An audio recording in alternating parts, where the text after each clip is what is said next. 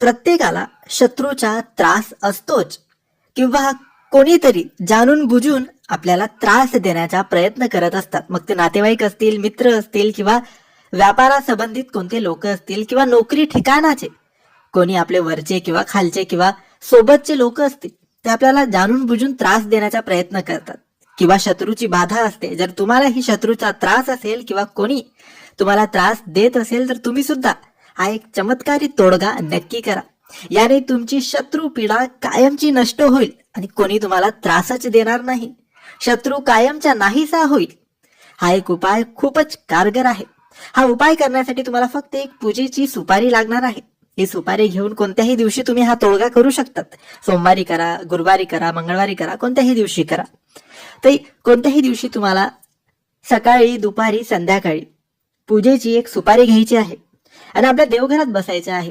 सुपारीला आधी दुधाने स्वच्छ अभिषेक करायचे, त्यानंतर शुद्ध पाण्याने स्वच्छ सुपारी धुवून टाकायची आणि मग ती सुपारी आपल्या देवघरात स्थापन करायची. डाव्या बाजूला, उजव्या बाजूला कुठेही तुम्ही ती स्थापन करू शकता. हळदी, कुंकू, अक्षत, फुलं वाहून तिची पूजा करायची. अगरबत्ती लावून अगरबत्ती ओवाळायची, दिवा लावायचा आणि त्यानंतर ती सुपारी पुन्हा त्या जागेवरून उचलायची आणि आपल्या दोन्ही हातामध्ये ती धरून ठेवायची आणि डोळे बंद करून, ते हात बंद करून, सुपारी हातामध्येच पण हात बंद करायचे, म्हणजे मूठ बंद करायची आणि मग प्रार्थना करायची की मला शत्रूचा त्रास आहे, मला म्हणजे जोही त्रास देत असेल त्याचं नाव घेऊन त्रास होतोय, तो त्रास दूर करा, अशी देवाला, भगवंताला प्रार्थना करावी आणि ती सुपारी पुन्हा आपल्या देवघरात जिथून तुम्ही उचलली होती तिथे ठेवून द्यायची. 7 दिवस ती सुपारी तिथेच त्याच जागेवर राहू द्यायची. जेव्हा तुम्ही रोज देवपूजा करतात, देवघर साफ करतात, तेव्हा तिथून तुम्ही उचलू शकतात. साफसफाई झाली की पुन्हा त्याच जागेवर तुम्ही ठेवून पुन्हा तिची पूजा करावी.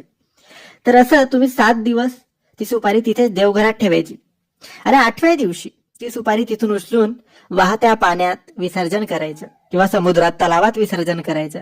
जर पाण्याची व्यवस्था नसेल तर कोणत्याही झाडाच्या मातीमध्ये ती सुपारी पुरून द्यायची, गाडून द्यायची. असा हा सोपा तोडगा आहे. याने काही दिवसातच शत्रूचा नाश होतो, शत्रू बुद्धीचा नाश होतो, कोणी त्रास द्यायला राहत नाही. म्हणजेच जो त्रास देणारा असतो त्याची बुद्धी चांगली होते. तर नक्कीच हा उपाय तुम्ही करा, तुम्हाला याने नक्की लाभ होईल. तर मित्रांनो, माहिती तुम्हाला आवडली असेल तर लाईक आणि शेअर करा. काही प्रश्न असतील तर कमेंट्सद्वारे विचारा. आमच्या चॅनलला सबस्क्राईब करायला विसरू नका. धन्यवाद.